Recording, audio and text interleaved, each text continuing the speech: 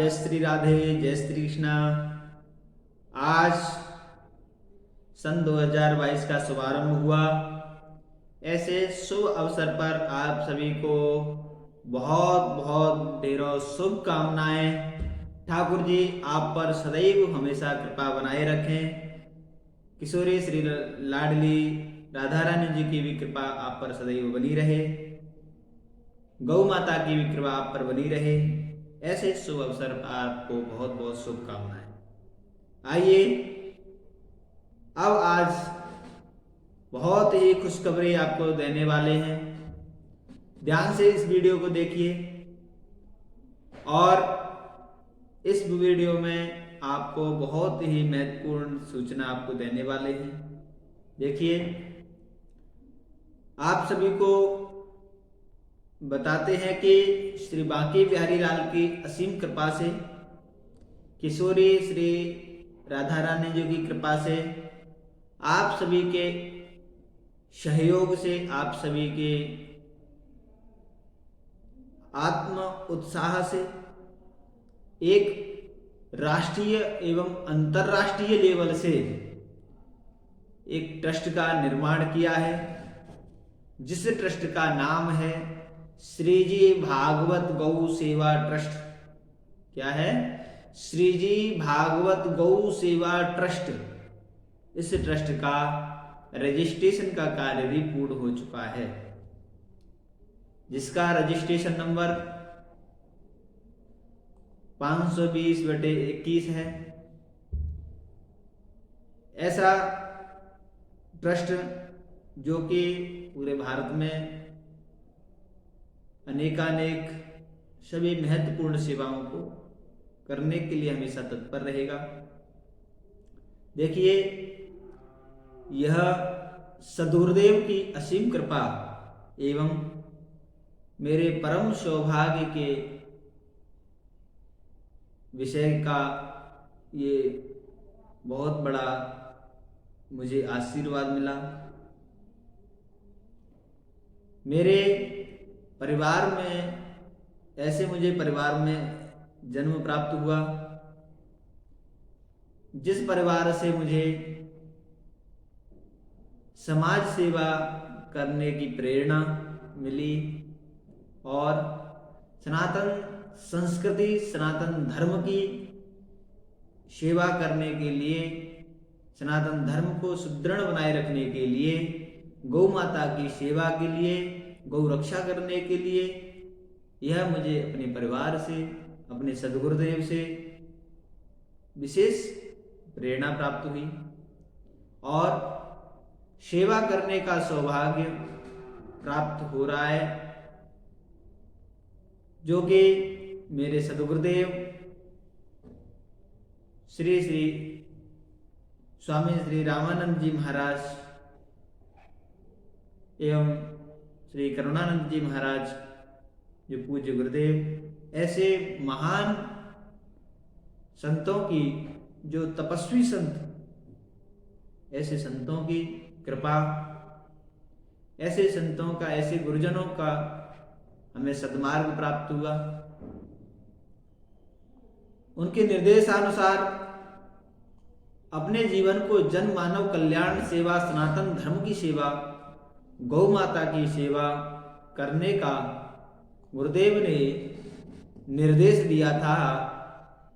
मेरे सद्गुरुदेव जी महाराज की हार्दिक इच्छा थी कि जीव मात्र की सेवा, गौ माता की सेवा एवं गौ रक्षा हो।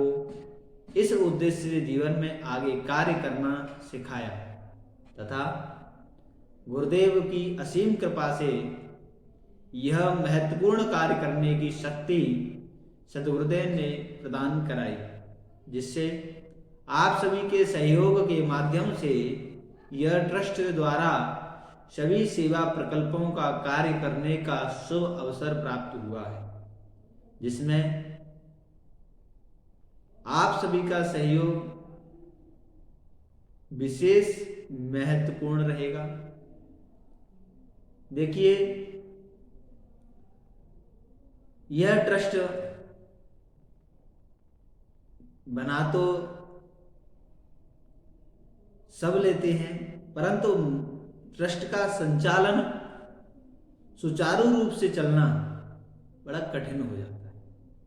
परंतु जहां पर जिस पर भगवत कृपा हो, सद्गुरुदेव की कृपा हो और आप सभी का सहयोग हो, तो कोई भी कार्य कठिन नहीं होता।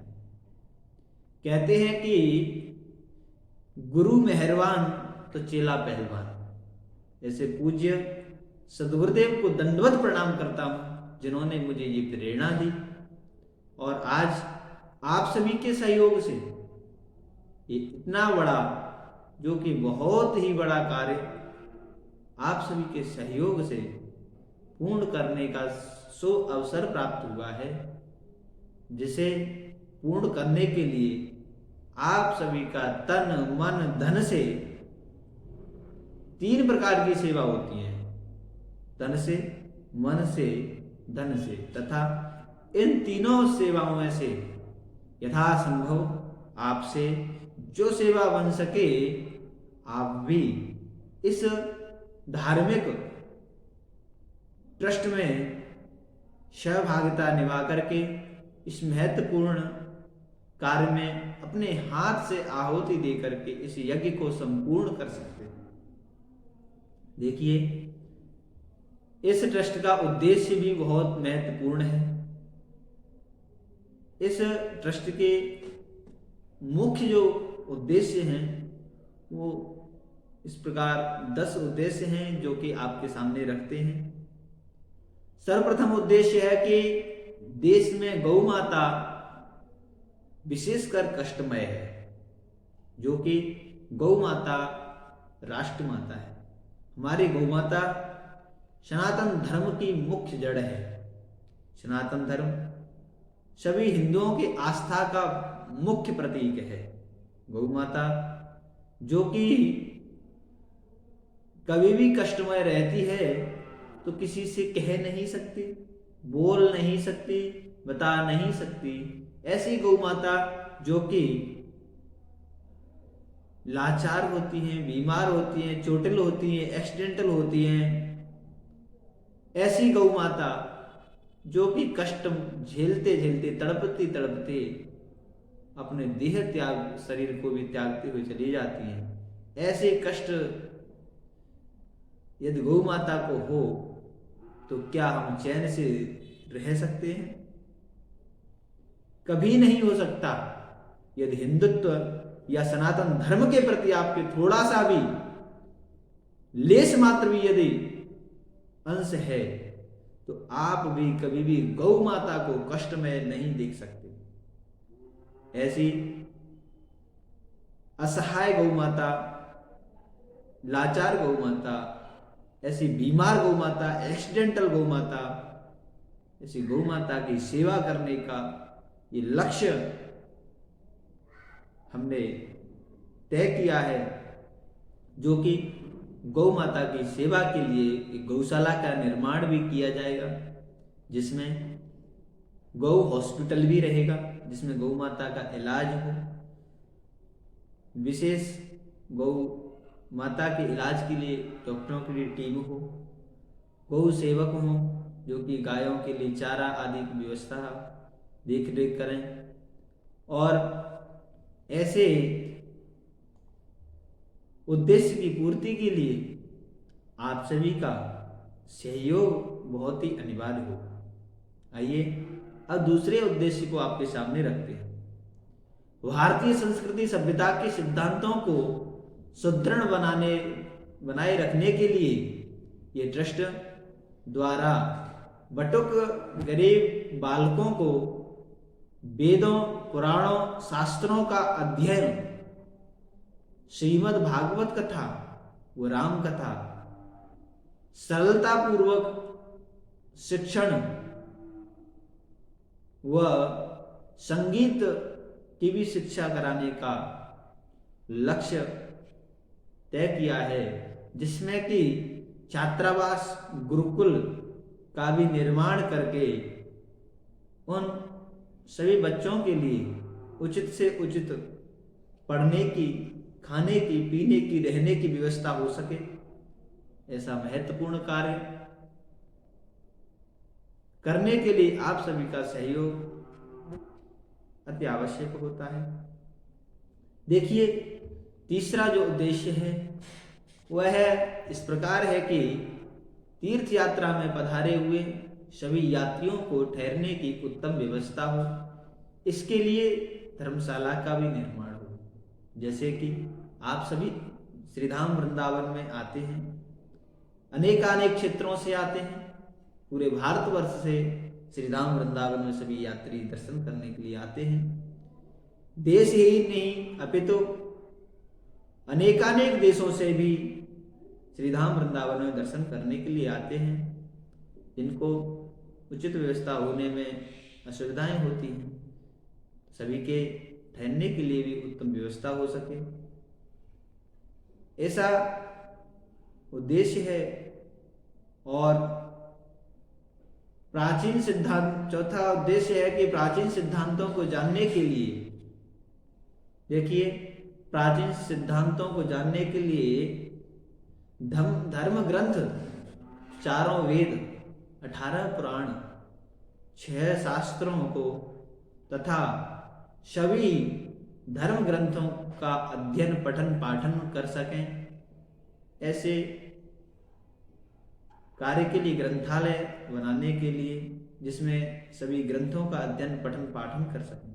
देखिए, आपको बताएं, आज की जनरेशन में, आज के समय में हम वेद वेदांतों को, शास्त्रों को, पुराणों को भूलते चले जा रहे हैं, जो कि संस्कृत भाषा हमारी बहुत ही महत्वपूर्ण मातृभाषा है। संस्कृत पढ़ना व हिंदी पढ़ना हम त्यागते चले जा रहे हैं, जो कि सनातन धर्म की मुख्य जड़ हमारी मातृभाषा संस्कृत व हिंदी है। इसे ही हम पीछे छोड़ते हुए इंग्लिश मीडियम की ओर भाग रहे हैं।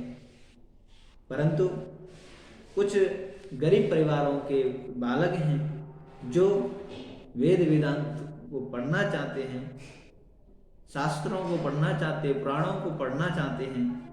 ऐसे गरीब ब्राह्मणों की सेवा के लिए वह अपनी स्वेच्छा के लिए, स्वांतः सुखाय, यानी अपने स्वयं की जानकारी के लिए भी ग्रंथालय से आप अध्ययन, पठन, पाठन कोई भी व्यक्ति आगे कर सकता है। ऐसे महत्वपूर्ण कार्य करने का जो उद्देश्य है बहुत ही महत्वपूर्ण है।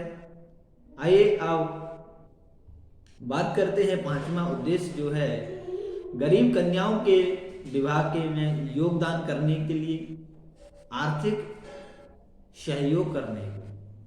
आप बताएं, क्या गरीबों का विवाह करने में परिश्रम कितना लगता होगा पता है? ये दहेज रूपी राक्षस है ना, ये हमें बहुत ही कष्ट पहुंचाता है, क्योंकि हम दहेज मांग करके एक किसी कन्या का अपमान ही नहीं, अपितु इसके साथ हम बहुत बड़ा अपराध करते हैं। वह अपराध किसी को ज्ञात नहीं होता है, कोई नहीं समझ पाता। क्यों? क्योंकि आपको बताएं, आज के समय में भ्रूण हत्या भी बहुत हो रही है। भ्रूण हत्या कारण क्या है? भ्रूण हत्या का सबसे बड़ा दोषी कोई व्यक्ति है तो वह व्यक्ति जो दहेज मांगता है, ऐसे व्यक्ति उस भ्रूण हत्या के दोषी होते हैं। सर्वप्रथम भ्रूण हत्या कराना ही नहीं चाहिए। भ्रूण हत्या के अपराधी जो दोषी होते हैं, जो भ्रूण हत्या कराते हैं, उस व्यक्ति को बहुत ही कष्ट झेलना होता है। ऐसे व्यक्ति को 5 जन्म तक संतान प्राप्त नहीं होती है। ऐसा व्यक्ति संतान प्राप्ति के लिए तरसता है। दूसरी बात, भ्रूण हत्या कराता क्यों है? कोई भी व्यक्ति क्यों कराते हैं? क्योंकि हमारे घर में कन्या अधिक हो जाएंगी तो कन्याओं के विवाह के लिए दहेज कहाँ से लाएं? कारण यही है ना, सबसे बड़ा कारण है हम दहेज कन्या के विवाह के लिए कहाँ से लाएंगे? क्यों? क्योंकि अगर पुत्र होता है तो उसको कभी भ्रूण हत्या नहीं करते हैं। पुत्री होने की जानकारी प्राप्त होने पर ही भ्रूण हत्या करते हैं। क्या पुत्र के विवाह में धन खर्च नहीं होता है? होता है, परंतु हम दहेज यदि लेते हैं तो उससे हम ये सोचते हैं कि अपना खर्चा निकल जाएगा, लेकिन जिंदगी किसी की नहीं पल सकती है। ऐसे दहेज पर अंकुश लगाने के लिए हमें सबसे कठोर से कठोर परिश्रम भी करना होगा, यह बंद करना होगा, जिससे कि किसी भी प्रकार से कोई व्यक्ति अपने द्वारा भ्रूण हत्या न करा सके और गरीब से गरीब व्यक्ति भी शादी कर सके। आइए, ऐसे गरीब कन्याओं के विवाह के लिए आप सभी के माध्यम से सहयोग से आर्थिक सहयोग हो, ऐसा उद्देश्य किया है। छठवां उद्देश्य है कि ब्रज में उपस्थित वानरों की सेना, जो वानर सेना है, प्रभु श्री राम जी की सेना है। ऐसी वानरों की सेवा के लिए कोई कार्य ऐसा करना है जिससे कि वानरों की सेवा भी होती रहे। सातवां उद्देश्य है कि गरीबों को चिकित्सा के शिविरों द्वारा अनेकों जांचें व दवाइयां वितरित की जाए और नेत्रों का ऑपरेशन कराया जा सके, जिससे कि किसी को रोशनी दे सके, जो व्यक्ति अच्छे से देख सके, अच्छे से चल सके। इस प्रकार से आठवां उद्देश्य है कि मेला के अंतराल में, जैसे कि ब्रजमंडल में बहुत मेलाएं आते हैं, मेला के अवसर होते हैं, जैसे गुरु पूर्णिमा आदि, जन्माष्टमी है, राधाष्टमी है, होली है। ब्रज की होली बहुत ही महत्वपूर्ण मानी जाती है। इसी प्रकार से ब्रज के मेलाओं के शुभ अवसर पर दूर दराज से यात्रियों का आगमन बढ़ जाता है, तो यात्रियों के ठहरने की व्यवस्था भी नहीं हो पाती है। ऐसी व्यवस्था हो सके जिससे रैन बसेरा आदि की व्यवस्था करके जलपान व अन्न क्षेत्र प्रसादी, भोजन प्रसादी का भी उत्तम व्यवस्था हो सके। ऐसे उद्देश्य जो हैं सभी की सेवा के लिए हैं। और नौवां उद्देश्य है कि निराश्रित बेसहारा माताओं को सेवा करने के लिए यह ट्रस्ट तत्पर रहेगा। 10वां उद्देश्य है कि प्राचीन संस्कारों की जागृति के लिए धर्म का प्रचार प्रसार हो, जन जन तक श्रीमद् भागवत कथा, श्री राम कथा व शिव पुराण आदि का प्रचार प्रसार इस ट्रस्ट के माध्यम से सभी को सरलता से, सुलभता से प्राप्त हो सके। किसी प्रकार का श्रीमद् भागवत कथा हो या राम कथा हो या कोई अन्य पुराण की कथा हो, किसी भी प्रकार से किसी पर ज़्यादा भार न रहे, सरलता पूर्वक कोई भी व्यक्ति करा सके, जन जन तक इसका प्रचार प्रसार हो। ऐसे कार्य करने के लिए यह ट्रस्ट हमेशा तत्पर रहेगा। क्या आप भी चाहते हैं कि यह जो मुख्य उद्देश्य हैं वो पूर्ण हो, इनको सफलतापूर्वक पूर्ण किया जा सके। यदि आप भी सहमत हैं तो आप सभी से निवेदन है कि आप सभी इस ट्रस्ट में अधिक से अधिक सेवा व सदस्यता सहयोग करें। ट्रस्ट के लिए बहुत ही महत्वपूर्ण रहेगा, जो कि आप सभी का सहयोग बूंद बूंद से जैसे घड़ा भर जाता है, उसी प्रकार से थोड़ा थोड़ा भी सहयोग आपका इस ट्रस्ट में रहा तो आप सभी के सहयोग से सनातन धर्म की रक्षा, गौ माता की रक्षा, गौ माता की सुरक्षा, वेद वेदांतों का पठन पाठन के लिए आप सभी का सहयोग बहुत ही अनिवार्य और महत्वपूर्ण रहेगा। आप सभी से पुनः निवेदन करते हैं कि आप इसमें श्री जी भागवत गौ सेवा ट्रस्ट में सदस्यता ग्रहण करें और अपनी सेवा तन मन धन आदि से सहयोग करें। आपको बहुत बहुत धन्यवाद। जय श्री राधे, जय श्री कृष्ण।